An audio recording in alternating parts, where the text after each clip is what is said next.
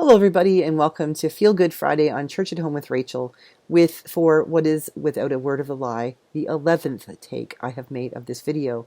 If this doesn't work, I think I'm just going to quit, and there won't be one for Friday, the 28th of July. The thing I want to talk about today isn't a funny thing, and it's not sort of something I've gotten off the internet or read in a book, but it's something that happened the other day that made me feel good and has helped me to feel positive, and that's why it's for Feel Good Friday. Some of you know I spend some time, usually every Monday through Friday, about 10 minutes sort of sitting in meditation. I sit in my father-in-law's rocking chair in my office and I close my eyes and just feel the presence of God as creator, spirit, and son. And often I will ask a question or sort of lay out something that I've been praying about or concerned about. Sometimes that question comes to me. It's like God gives me something to think about. And the other day I was praying with something and sort of like, okay, God, what is your will for this? I want you to tell me what to do. A real sense of like, I need your direction and I want to do the right thing. And so it would just be easier if you would like lay down the roadmap. You go here, then you go here, then you go here, and then I end up where I'm magically supposed to be. And what came to me was not a roadmap, much to my consternation, but rather was the word advice.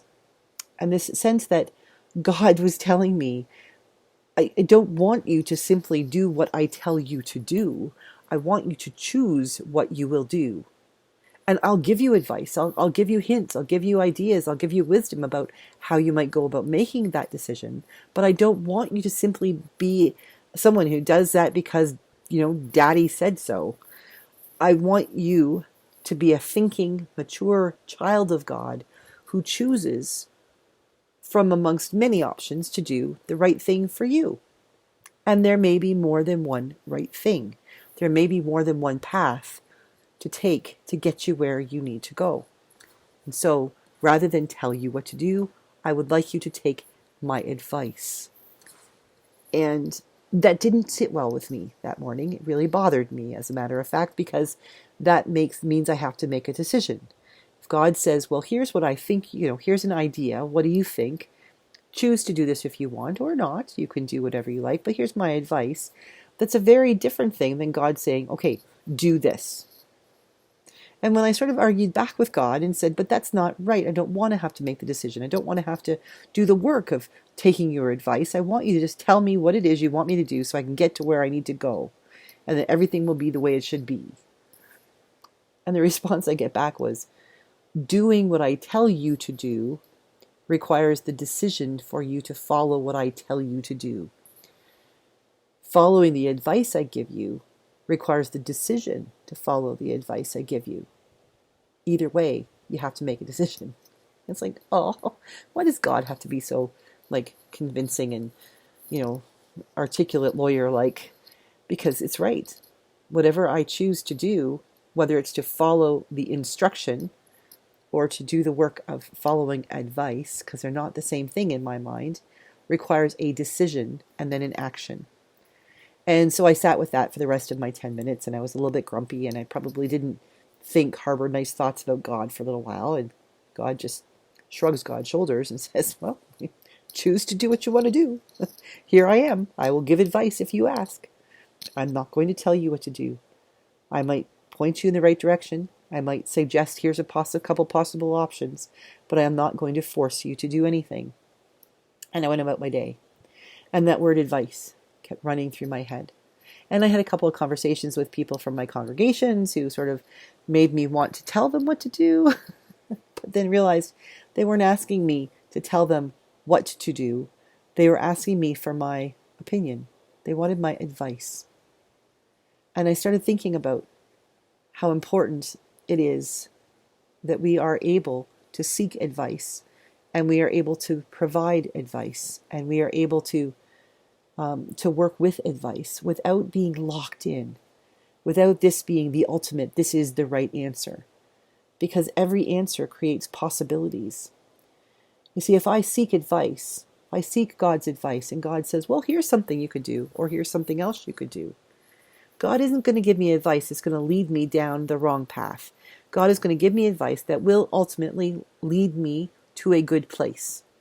probably to a place I need to be for whatever next is going to happen in my life.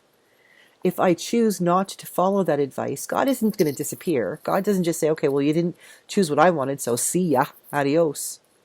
God says, okay, so you went down the wrong path. I'm still going to be here. When you're ready, ask, and I'll help you. I'll give you more advice.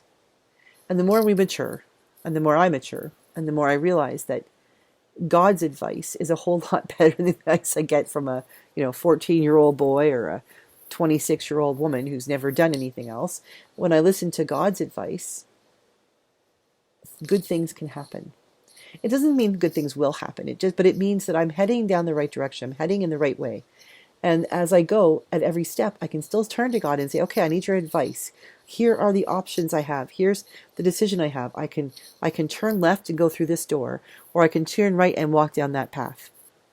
Now, what I need to do next might be through that door. And the path might look beautiful and lovely and easy to handle. And the door might look daunting and difficult. And if God says, no, my advice is to take that door, the question is, do I trust God's voice? Because in the end, sometimes it's the difficult and the daunting that causes us to grow or challenges us or teaches us that next thing we need on the next step of our path. God's advice will always lead us in the right direction if we follow that advice. But the beautiful part for me came not so much in that all of a sudden I felt like I had more freedom, which it is. Following advice versus instruction, there's a lot more freedom. But the reality is that instructions can be written down. Instructions can be step by step. This is what you must do. There's no relationship there. But following advice means I have to be in relationship with the one who gives me advice. I have to be willing and able to go back and say, okay, now what? What's your idea? What's your thinking? What does your wisdom tell you? What does your experience tell you about what I have to do next? What would you do in this situation? And then I still have the choice to answer the question. God isn't going to force me to do anything I don't want to do. God's simply going to say, here are the options.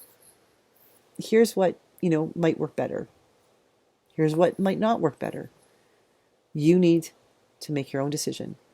But just know that whether you take my advice or not, I will still be here to give advice. I'll never leave you. I'll never abandon you. You may not listen, but that doesn't mean I'm not here. And just that sense of having advice has been sitting with me all week, in the sense that it's a relationship.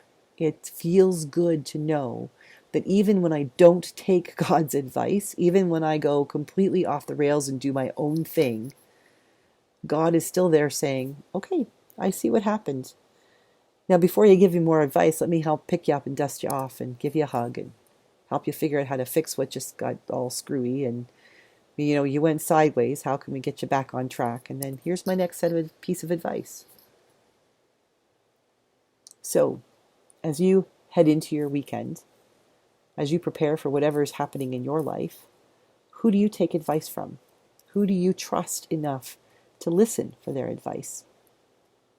Because you know what? Advice implies relationship. And that's an awesome thing. Have a great day. God bless you. And I will see you Sunday for Gospel on the Go and Monday for Church at Home with Rachael. Have a great weekend, everybody.